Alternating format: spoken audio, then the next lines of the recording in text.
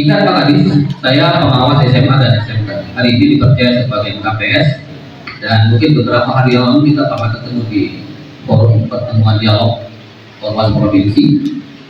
Dan saya mau menyampaikan 5 hal ini, tapi tidak berani karena waktu itu terlalu singkat. Yang pertama ini harapan Pak, bukan pertanyaan, harapan. Karena di awal tadi Bapak menyampaikan pengawas itu adalah mata, telinga dari Kepala Dinas Provinsi. Hari ini akan saya sampaikan Pak, bukan kritik, bukan saran, tapi harapan. Yang pertama, kalau Allah boleh ke depan Pak, kalau boleh, kami berharap Pak Kadis nanti akan bertahan di dinas pendidikan ini sebagaimana yang tadi mendapat penghargaan sebagai insan pemerhati pendidikan. Kalau boleh ke depan, pengangkatan kepala sekolah harus ada pertimbangan tempat berduduknya yang bersangkutan. Terima kasih.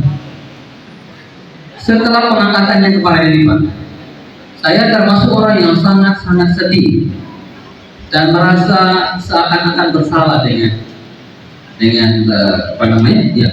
Ada yang ditunjuk, mohon maaf Pak, sekali lagi bukan kritikan, bukan seperti apa. Ada yang diberi amanah tapi tinggalnya di kecamatan yang berbeda.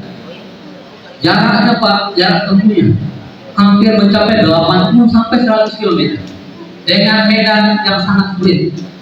Bapak nanti tadi Bapak pertanyakan dengan saya di sana, berapa jarak si Bigo ke Kampung Air? 200 km dengan medan yang susah. Nah, kalau boleh ke depan, sebelum teman-teman ini, sahabat-sahabat kepala sekolah yang kita promosikan menjadi kepala sekolah, harus ada pertimbangan domisili. Kira-kira di daerah itu ada nggak toko-toko pendidikan yang bisa dijadikan sebagai kepala sekolah? Kalau dia cukup syarat. Tapi hari ini sih belum Pak, hampir semua guru-guru muda kita ini sudah menyatukan syaratnya. Paling kurang sertifikat atau sertifikat profesi sudah dapat guru penggerak. Mungkin kakapnya saja yang belum atau cawas. Jadi ini pertimbangannya Pak. Satu hal yang paling harus diperhatikan adalah domisilinya calon yang bakal dipromosi, supaya sekolah itu terlayani kepemimpinannya, terlayani administrasinya, terlayani proses pembelajarannya seperti Bapak bayangkan tadi. Tidak ada cekcok di dalam. Coba Bapak bayangkan, kalau Pak dia tinggal di Sibu Timur, di ujung Sibu Timur, dia tugas di Sibu Tengah. Saya saja yang pengawas Pak harus turun dari sini pukul 5.30 Pak. Harus mencapai ke titik yang saya mau nyampe.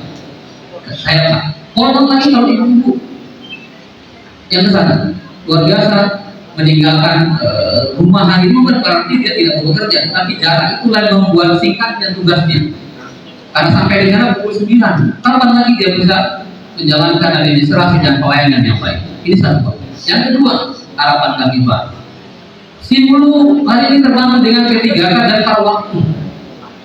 Harapan kedua ini Bapak, saya juga terlalu bersalah. Ada sebagian yang harus tanda tangan rekod pengawas untuk menghijrahkan. Tidak pun kita tanda tangan, bisa jadi dia cari tanda tangan di luar yang mirip seperti yang kita punya. Tapi ini belum ada yang terjadi seperti itu. Itu kita tidak harapkan. Kalau boleh dirapatkan pintu keluarnya, hilir mudiknya, guru yang bakal hijrah ke Sumatera. Kalau mungkin masih di pulau ini hal yang beberapa, karena mungkin faktor tadi pertimbangan kemanusiaan katakan, karena jauh, karena dia sakit, karena dengan buka domisilinya, maka kita beri kesempatan dia pindah dari Simbol Tengah ke Salah. Tapi kalau kita buka peran, apalagi berjamaah Pak, kemarin sepertinya berjamaah.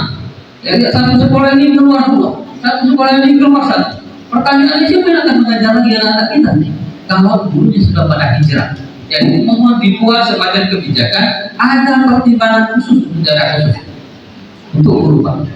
Dan satu lagi Pak harapan, kalau boleh yang kawan-kawan PLH, PLP ini jangan terlalu lama mereka dalam status pejabat ilahi ta'ala. Jadi ada tuh jangan Pak. Kalau dia ada sertifikasi syukuran. Kalau tidak ada sertifikasi, dia menunggu gaji murni. Jadi ada PLH dan ada PLT yang hari ini menurut saya hampir 4 tahun masih status PLT. Ada 4 tahun ya, tapi tak ada di sini saya lihat. Ini baru pertimbangan Pak. Ukuran 4 tahun itu bukan umur waktu yang singkat. Artinya dia sudah berpengalaman, cakap dan mampu. tidak salahnya kita orbitkan, kita dipromosikan menjadi kepala sekolah definitif. Itu harapan yang ketiga, Pak. Harapan yang keempat, saya bersambut dengan Pak Safrian. 2 tahun yang lalu kita mengajukan permohonan tunjangan afirmasi guru daerah khusus 3D kepada Nadiem Makarim. Surat itu dijawab Pak Kadis. Alhamdulillah dijawab. Dan langsung tertera di sana.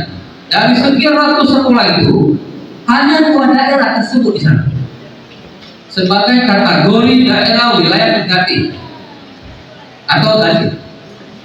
Satu Pulau Tepat yang ada di Tepa Barat, yang dekat dengan Pulau Susi itu Pak. Mungkin Bapak pernah dengar Pulau Susi, bersebelahan dengan itu. Ada sekolah 1 atap di sana, SMP 1 atap. Itu satu yang mendapat kesempatan itu. Syukur, tapi membantu kawan-kawan yang menyeberang tepian samudra. Yang kedua Pulau Siuman, juga 1 atap. Tapi yang lain Pak, posisinya sama. Kami harus ke Simbul Barat menawas kondisi alamnya luar biasa Pak, geografisnya. Kita dari Alapan mau berangkat ke Capil, kondisinya tadi Bapak bertanyakan bagaimana situasi di sana. Kita harus bergerak dari sini 2 jam, 3 jam baru nyampe di sana. Karena jalannya dan medannya yang sulit.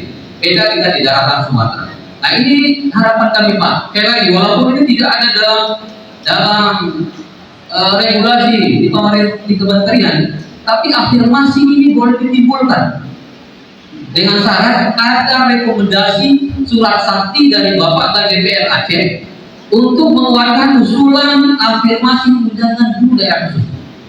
Tapi ingat Pak, jangan pakai T terakhir. T-nya juga 3, terdepan, terluar, dan terjauh. Jangan pakai bahasa tertinggal.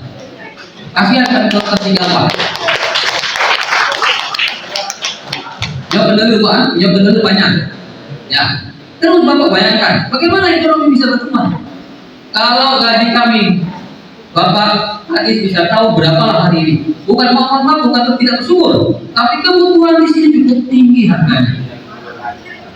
Cukup tinggi. Kita membutuhkan hemat yang cermat. Tapi mungkin dengan afirmasi itu akan terbantu kawan-kawan ini yang hari ini mungkin kebutuhan cukup besar. Beda harga di daratan dengan harga di kepulauan. Mobilisasinya pun susah. Ini juga harapan Pak. Harapan. Tadi transportasi dibayangkan dengan kepala sekolah ada pengawas ada Pak, termasuk SLT. Alhamdulillah ada jauh di pengawas itu yang diberikan oleh pemerintah. Itu syukuri. Yang bisa tukar-tukaran berangkat ke daerah terpencil.